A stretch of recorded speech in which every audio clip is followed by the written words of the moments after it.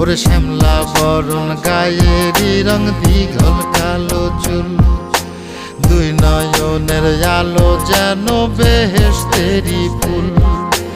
হীরা মন পাখি রে তুই, হীরা মন পাখি, হীরা মন পাখি রে তুই, হীরা মন পাখি। তোর আশায় আশায় আমি কণ্ঠ চাইয়া থাকি, তোর আশায় আশায় আমি কণ্ঠ চাইয়া থাকি।